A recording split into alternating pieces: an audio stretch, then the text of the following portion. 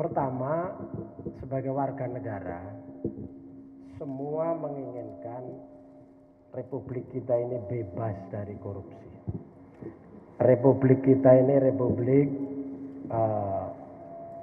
hukum harus menjadi panglima, maka semua harus taat kepada hukum.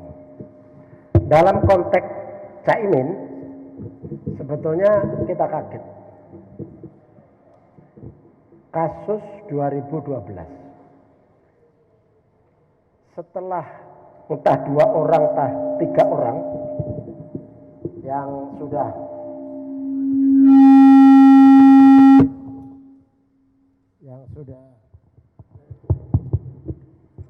diproses dalam hukum,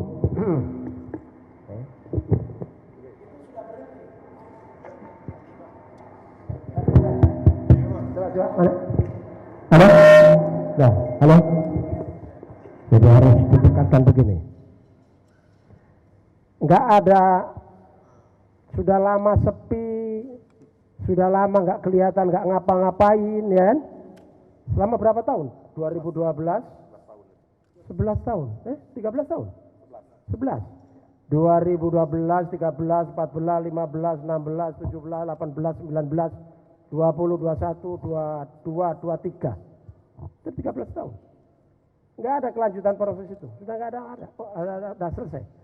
Tiba-tiba begitu Caimin dideklarasikan menjadi calon wakil presiden, tiba-tiba muncul dari KPK.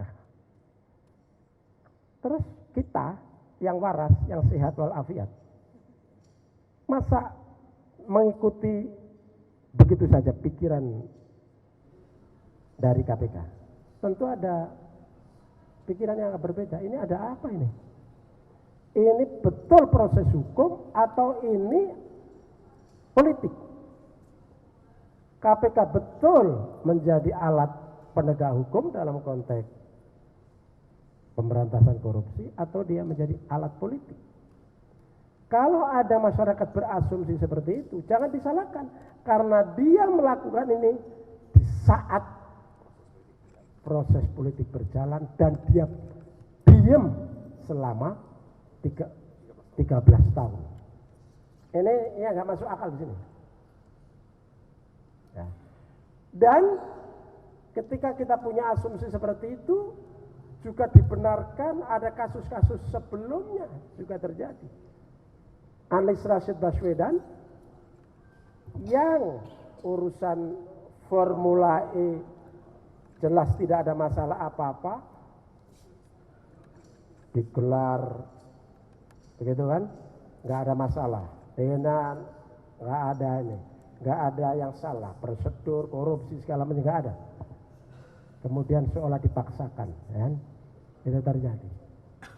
Sementara banyak kasus lain yang didiamkan di depan mata.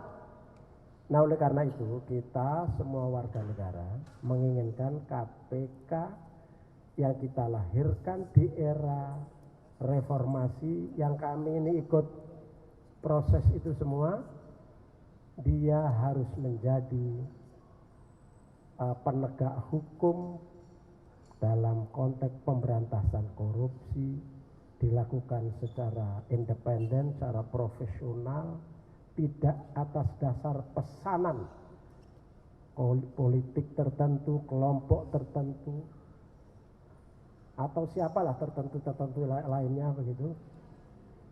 Karena itu menjadi harapan kita. Karena di era Orde Baru yang menjadi problem kita adalah korupsi. Lalu kita punya kesadaran bahwa korupsi musuh bersama. Dan KPK lah yang menjadi andalan kita.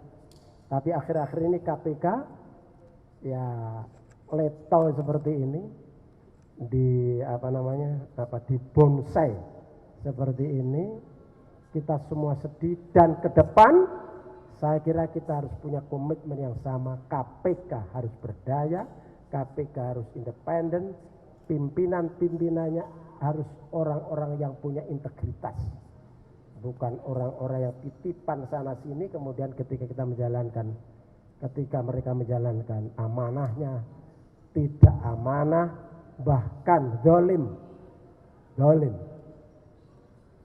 Di satu sisi dengan cara KPK seperti itu, kalau dia gunakan alat politik, dia memenggal warga negara yang kita anggap memiliki potensi untuk memimpin negeri ini hanya gara-gara orang tertentu kemudian menggunakan alat KPK, dia dipenggal dari situ.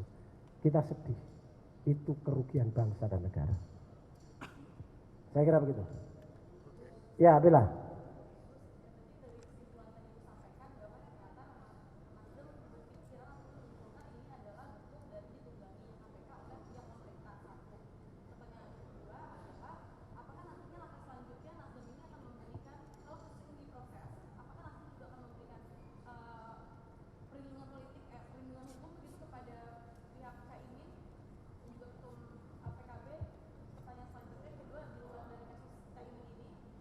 Ojo banyak-banyak, lupa saya nanti.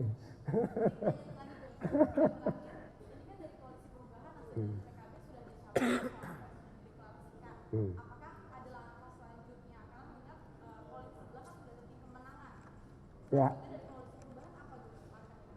Jadi pertama kita tidak otomatis mengatakan ditunggangi, tapi punya persepsi bahwa kita curiga ini langkah KPK ini tidak murni hukum.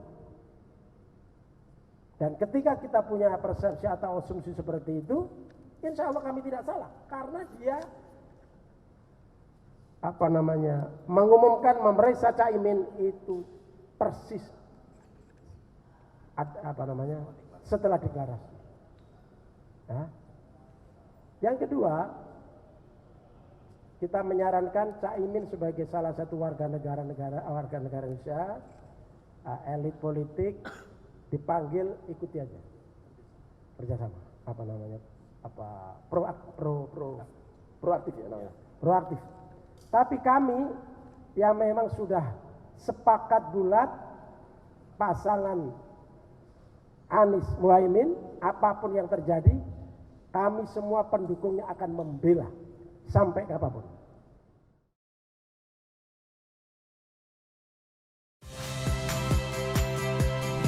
Saya Agin Fridianto. Saksikan terus program-program Kompas TV melalui siaran digital, pay TV, dan media streaming lain. Kompas TV, independen, terpercaya.